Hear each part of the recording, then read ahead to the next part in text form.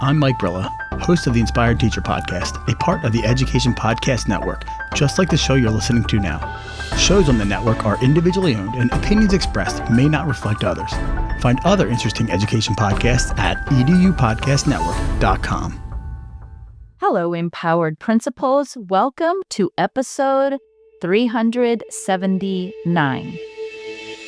Welcome to the Empowered Principal Podcast, a not-so-typical educational resource that will teach you how to gain control of your career and get emotionally fit to lead your school and your life with joy by refining your most powerful tool, your mind.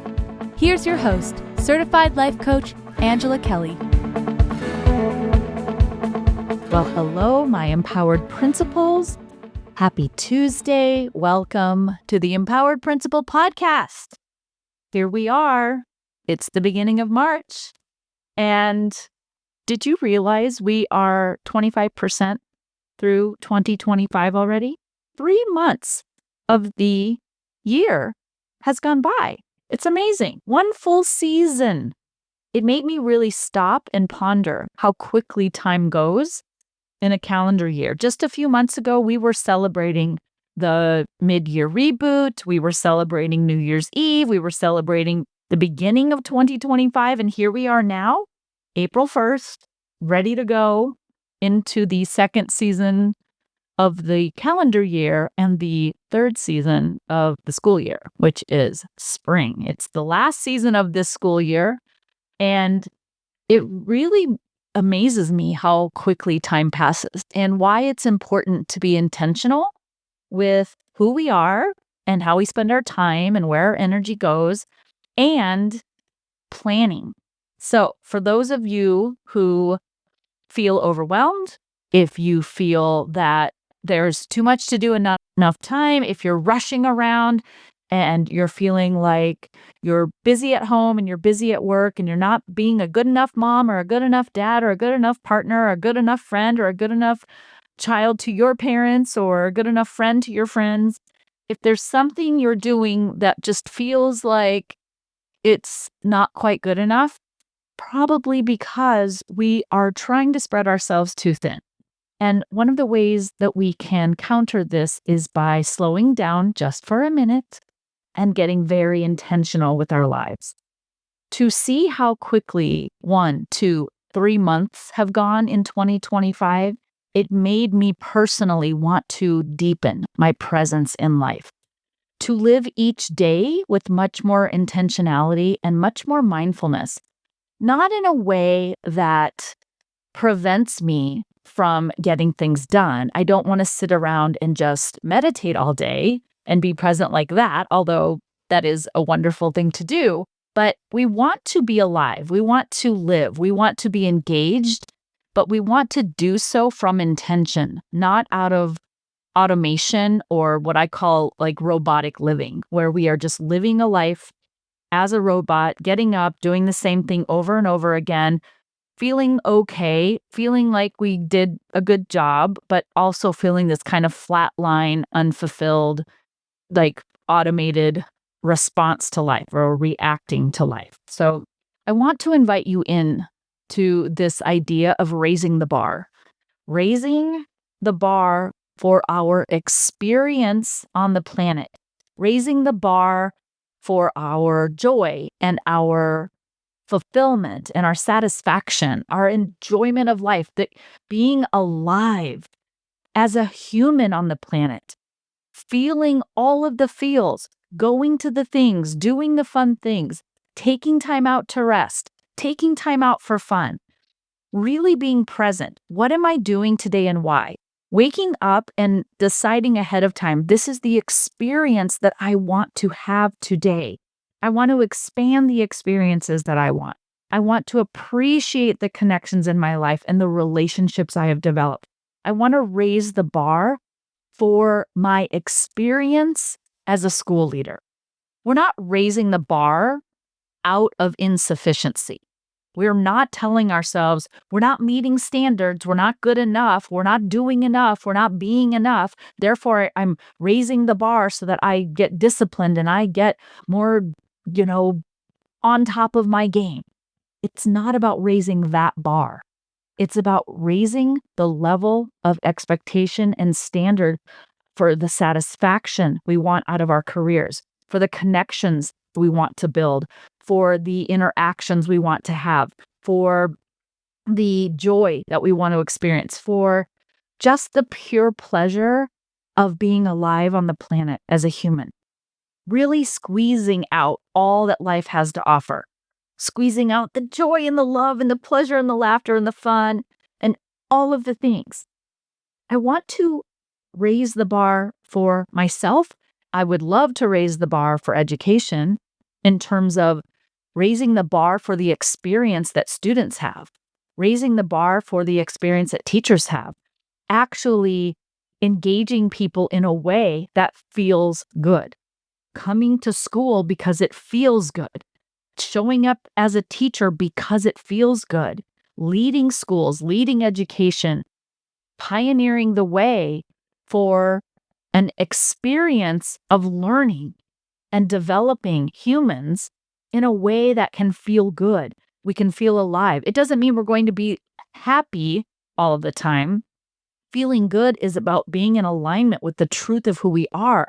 When we're in grief, we're in grief. When we are in pain, we are in pain. And when we are in joy and delight, we are experiencing joy and delight. It's being in alignment with the experience that feels most true for us. So as we're going into this second season of 2025, so that would be April, May, June. I had to think about that for a second. April, May, and June. We're going into spring, skidding into summer here, right? I want to invite you to have more fun. Insist it upon yourself. If you had to have more fun, if it was your assignment for the day, what would you do?